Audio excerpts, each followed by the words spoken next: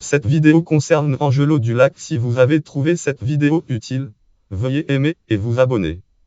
Angelo Dulac est une série de bandes dessinées des Ivan Pomo publiées de 1995 en bande dessinée 1995 à 1997 en bande dessinée 1997 après une pré-publication dans le magazine Jeunesse Astrapi. Description synopsis. Pendant le Moyen Âge, un groupe d'orphelins sauve un jeune enfant d'une meute de loups près d'un lac. Ils décident de l'adopter et de l'appeler Angelo Dulac.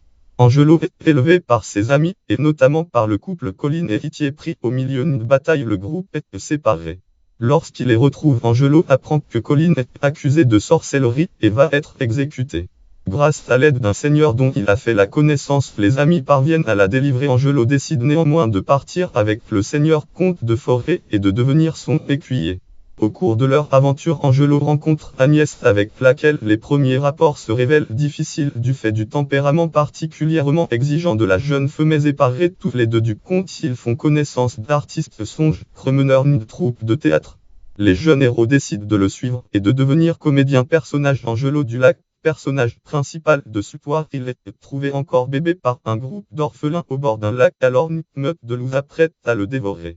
Il apprend de vue les différentes façons de survivre dans la vie rude du Moyen Âge. Il devient ensuite l'écuyer du comte de Forêt puis comédien dans la troupe de Jehan de Meudon.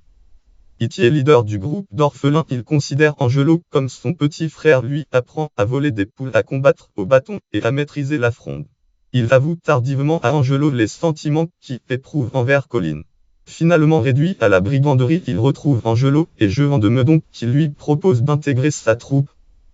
Colline, figure maternelle d'Angelo, elle est accusée de sorcellerie après que le groupe ait été séparé par une bataille. Elle est sauvée du bûcher par Angelo, ses amis, et le comte de Forêt. Lors de sa libération, elle n'a cependant d'intérêt que pour Itier, ce qui affecte Angelo au point de le pousser à enfuir. Elle devient finalement comédienne dans la troupe de Jehan de Meudon, touchée par son visage tragique. Margot Girard et le Ventru. Les autres membres du groupe d'orphelins prennent soin de Lancelot pendant son enfance. Margot lui apprend à reconnaître les champignons, Girard à jongler et faire des pirouettes, et le Ventru à voler les bourses des bourgeois. Lorsqu'il retrouve Itier et Colline, Angelo apprend que Margot a épousé un batelier et que Girard est mort. Le Ventru, quant à lui, devient cuisinier de la troupe de théâtre de Maître Songe. Agnès, fille d'un riche marchand âgée de 12 ans, elle est destinée à être mariée à un prince florentin. Alors qu'elle est escortée auprès de son promis, elle devient le centre d'intrigues politiques et est trahie par les gardes de son escorte. Elle doit alors fuir avec l'aide d'Angelo et lui demande de la conduire en Italie. Leur bateau est cependant attaqué par des pirates et les deux jeunes gens échouent sur un rivage. Ils rencontrent Jehan de Meudon et intègrent sa troupe de théâtre avec laquelle ils traversent de nombreuses aventures. Agnès, en définitive, apprécie sa situation de comédienne, abandonne ses exigences de jeune fille gâtée et avoue son attachement à Angelo. Eustache, comte de Forêt, compte ruiner là de se battre. Il rencontre Angelo après une bataille. Il lui offre à manger, lui propose de devenir son écuyer et devant son refus lui offre une bague de grande valeur.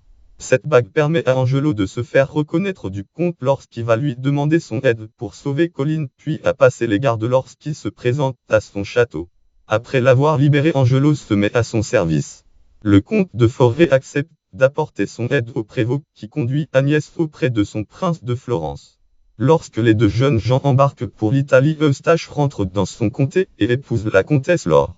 Il met également un de ses chevaliers à disposition d'Angelo pour l'aider à retrouver Colline et Itier. Jehan de Meudon, dit Songe. Jehan de Meudon est un artiste incorrigible bavard dont la vocation est de faire renaître le théâtre. Après avoir embauché Angelo et Agnès, son théâtre est détruit par une attaque de moines soldats. Avec l'aide d'un des leurs, ils volent une partie de leur argent pour reconstruire leurs biens, rapidement à nouveau détruits par des brigands.